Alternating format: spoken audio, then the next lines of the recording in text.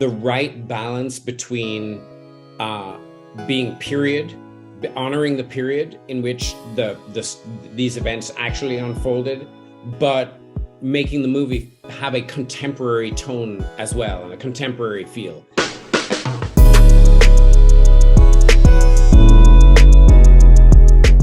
Hi, Stephen. How are you? I'm good. How are you? Good. Thank you so much for your time. A pleasure to talk to you and to talk about Chevalier, which I love it. Oh my God, it's a beautiful movie, and I love a lot of stuff. So I want to ask you, what was about Stephanie Robson's script that got your attention? I mean, look, Stephanie is an amazing writer. She's worked on incredible shows like, Atlanta, What We Do in the Shadows. And she actually knew about Chevalier from, when she was a teenager and had long wanted to tell his story. And so all of that love and affection for Chevalier and for his life's journey found its way into her script. And I was just fortunate enough to get sent the script by Searchlight Pictures. And I had never heard of Chevalier. Unlike Stephanie, I had never heard of Chevalier. And I was amazed that I hadn't heard about somebody who had lived such a huge, exciting, operatic life. And beyond that, then I was, I was able to connect with it on a personal level because I'm from Jamaica and made my way to Europe as a young person when I was 13. Joseph Bologne, Chevalier, was from Guadeloupe, another Caribbean island, made his way to, France as a young man. And so there were many elements about his personal journey that I identified with and that I recognized. And so, Stephanie's amazing script plus the kind of personal connection made it a movie that I really wanted to tell. Yeah, it's a beautiful movie. And I'm gonna tell you, you picked the perfect actor to play Chevalier, Kelvin. I love his work since Waves, his first Yes. movie. Yeah. So what was about him and what was about his previous work that made you pick him? Well, first of all, I agree with you. I'm a huge fan of his work, his previous work. I just think he's an amazingly talented actor.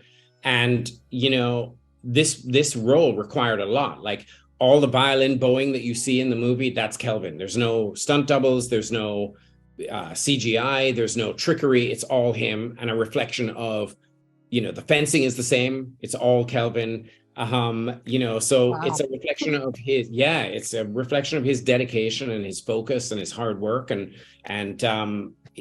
couldn't have asked for a more talented and committed collaborator. So he was great. I mean, the whole cast was great, but obviously Kelvin, playing the lead role, he was just amazing. Yeah, he carries the movie, like because he's the Yes, main character, he's the title, you know what I mean? yes, So I think it exactly. was important for you to pick someone that will have this level of commitment and level of talent as well. Yes.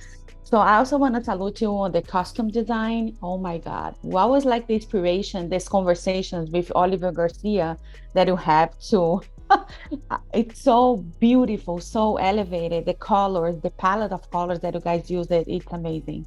Oliver did such an incredible job. And, he worked really closely with our production designer, Karen Murphy, who, along with Catherine Martin, designed, Elvis and is nominated for an Academy Award this year. And she did movies like Queen and Slim. She's done lots and lots. Had a long career with Baz Luhrmann. And together, Karen and Olivier worked on making the costumes feel both period and contemporary. The fit of them, like Oliver cut them so that they were a little like, inspired by Tom Ford. I mean, they were a little more contoured and sleek and but yet still were honoring the period of pre-revolutionary France. And I just thought, I'm so glad you appreciated his work. Yeah, I appreciate and also you mentioned the set design and the production design because everything felt like perfectly. I thought it's amazing.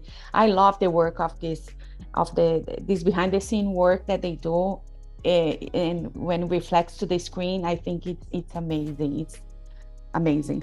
Also, I want to talk to you about the amazing actress that you picked to play Marie Antoinette, to play Josephine, Samara and Lucy. Oh my God, they are so strong in Minnie Driver.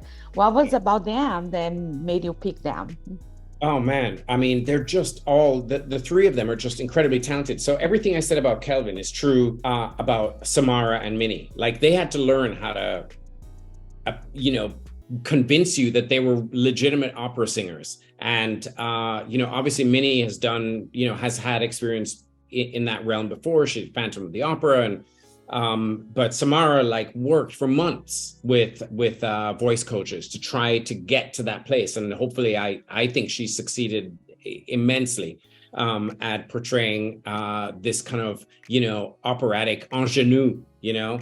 And then Lucy had the tough challenge of playing a character that has been depicted so often in our culture, you know, in movies and, you know, TV shows and, you know, documentaries. And but Lucy found a very specific way of getting to the heart of the contradiction that lies at the core of the Marie Antoinette character in a way that for me made it feel fresh and a version, an iteration of Marie Antoinette that I'd never seen before. So I mean, I just could not have been more blessed by the incredible cast. Oh yeah, oh yeah. It's amazing. And also, like, what was like your biggest challenge?